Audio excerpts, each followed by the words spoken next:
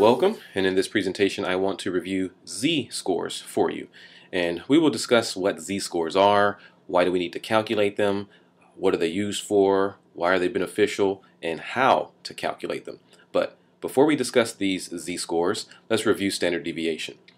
If we remember, the formula for standard deviation is this. It's the standard deviation over the square root of the sum of all the scores we have squared over n minus 1, n being the number of scores in the data. We subtract 1 if we're using a sample. If we had the complete total population, we would not subtract the 1. We would just use the number of scores that we have. And we use this formula to calculate the standard deviation for the scores from the flexed arm hang that we used. If you remember, these scores were 4, 2, 5, 8, and 6. I only select a few of these to make it a little bit easier for you. And we received a standard deviation score of 2.24 for these scores. And this means that each score is 2.24 data points from the mean. If we were to visually graph this, it would look something like this on a normal curve. We have our mean of 5, and in each direction we have our standard deviation of 2.24 points. And this goes in the positive direction as well as the negative direction. So when we know the standard deviation for a group of numbers, we can then calculate the z-scores for that data. Now, what really is a z-score and why is it used? A z-score is basically a raw score which is expressed in standard deviation units. That is, how far a particular score is from the mean. And z-scores are used to standardize this information to make it easier to understand. It indicates how many standard deviations above or below the mean a score actually is. And sometimes identifying the standard deviation is not quite enough. Each z-score corresponds to a point on a normal distribution. So if we want to do more than just summarize a bunch of scores, we can use z-scores. If we want to talk about particular scores within a large data set, we can use z-scores. If we want to inform someone as to whether or not a z-score is above or below average, we can use the z-scores. If we want to inform someone as to how far away a particular score is from the average, once again, we use z-scores. And we might also want to compare scores from different data sets to determine if one score is better than the other. To do all this, we will use z-scores. And the formula for calculating the z-score is the following. The z-score equals the value or the score that you're including from your data minus the mean or the average and divided by the standard deviation.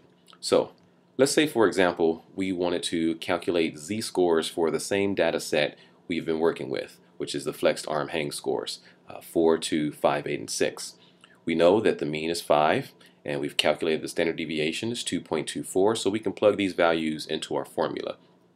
We then calculate the z-score for each value we have. So, for example, the z-score for 4 would be negative 0.45, and I just rounded up. And the z-score for 8, for example, is 1.34. And when we do this for all the scores that we have, we can indicate where these scores are on a normal distribution curve. So here we have our normal distribution curve with the standard deviation listed. We can also list our scores from the data we have, which is the flexed arm hang scores, as raw scores, and this is what the RS stands for.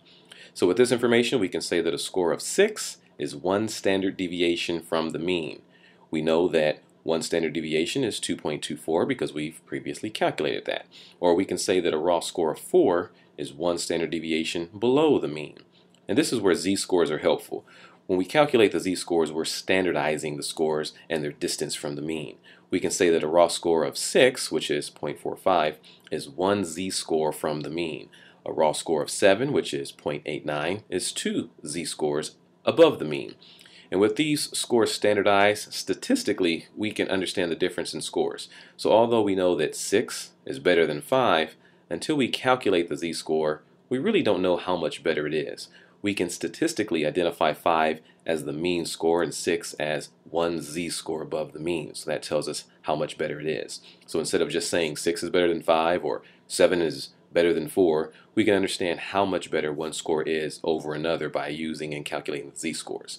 Also, in understanding a normal distribution curve, we know this curve is symmetrical. We know that 34.13% of all scores will fall within one standard deviation or z-score above the mean, and 34.13% of all scores will fall within one standard deviation below the mean.